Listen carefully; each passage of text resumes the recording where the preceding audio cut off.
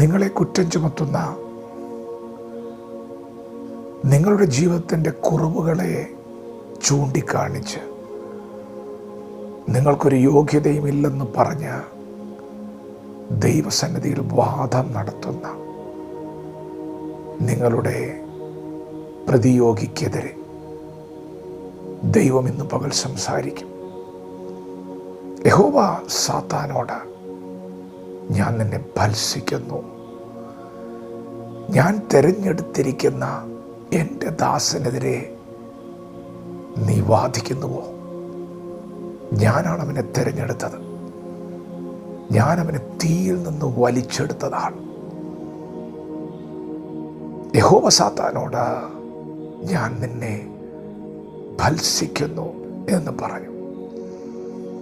പ്രിയപ്പെട്ടവരെ, മഹാപുരോഹിതനായ യോശുവയുടെ വസ്ത്രം മുഷിഞ്ഞിരിക്കുന്നത് കണ്ട്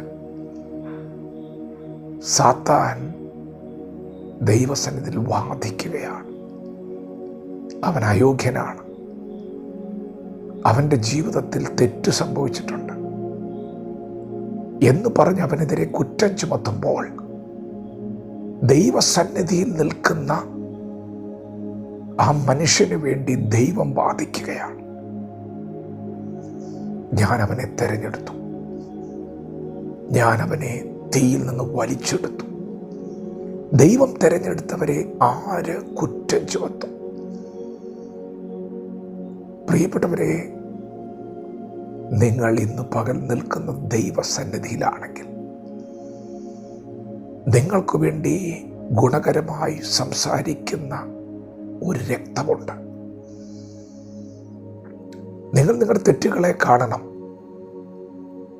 ദൈവം പരിശുദ്ധനാണ്. വചനമാകുന്ന കണ്ണാടിയിൽ ഇന്ന് പകൽ നിങ്ങളെ ദർശിക്കണം.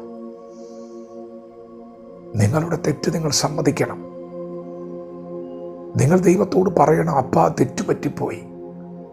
നിങ്ങളതിനെ ഉപേക്ഷിക്കണം. അതാണ് ദൈവത്തിൻ്റെ ഇഷ്ടം.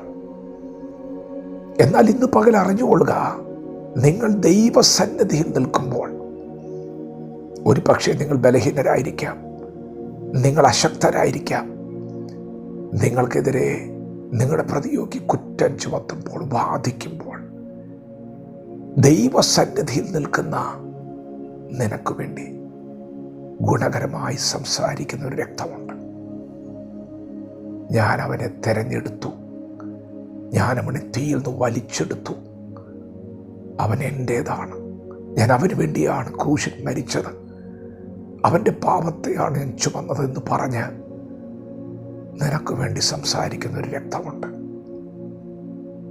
ദൈവം ദൂതനോട് പറഞ്ഞു, അവൻ്റെ വസ്ത്രം മാറ്റുക, അവനെ ഉത്സവ വസ്ത്രം ധരിപ്പിക്കുക.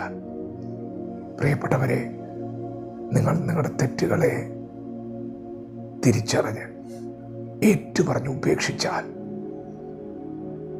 ദൈവം നിങ്ങൾക്ക് ഇന്ന് പകലൊരു വസ്ത്രം തരും. അത് ഉത്സവ വസ്ത്രമാണ്. ദൈവത്തിൻ്റെ വചനത്തിൽ മറ്റൊരിടത്ത് പറയുന്നു, അത് അലങ്കാര വസ്ത്രമാണ്. അത് ദൈവം നിങ്ങൾക്ക് നൽകുന്നതാണ്. യേശുവിൻ്റെ രക്തത്താലുള്ള ശുദ്ധീകരണ നിമിത്തം നിങ്ങൾക്ക് ലഭിക്കുന്നതാണ്. അത് വിശുദ്ധ വസ്ത്രമാണ്. അത് നീതിയുടെ വസ്ത്രമാണ്. പ്രിയപ്പെട്ടവരെ, നിങ്ങൾക്ക് ദൈവസന്നിധിയിൽ ഇന്ന് പകൽ നിൽക്കുവാൻ നിങ്ങളെ യോഗ്യരാക്കുന്ന, പ്രാപ്തി നൽകുന്നൊരു ശബ്ദം ഇന്ന് പകൽ നിങ്ങൾക്ക് വേണ്ടി സംസാരിക്കുന്നു. നിങ്ങൾ നിരാശപ്പെടരുത്. നിങ്ങൾ പിന്മാറ്റത്തിൽ പോകരുത്. നിങ്ങൾക്ക് യോഗ്യതയില്ലെങ്കിലും നിങ്ങളെ യോഗ്യരാക്കുന്ന ഒരു ശബ്ദം. അതെ, നമ്മുടെ കർത്താവ് നമ്മെ സ്നേഹിച്ചത് നാം പാപികളായിരുന്നപ്പോഴാണ്, നാം ശത്രുക്കളായിരുന്നപ്പോഴാണ്.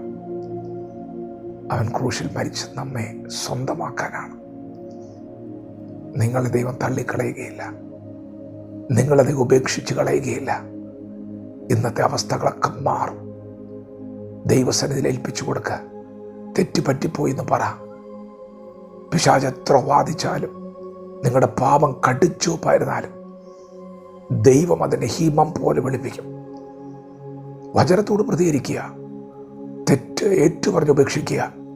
ദൈവം ഇന്ന് പകൽ നിങ്ങളെ ഉത്സവ വസ്ത്രം അണിയിക്കാൻ പോവുകയാണ്. വചനത്തോട് പ്രതികരിക്കുക. ദൈവം നമ്മെ ഓരോരുത്തരും ഈ പകൽ അനുഗ്രഹിക്കുമാറാകട്ടെ. ആമേൻ.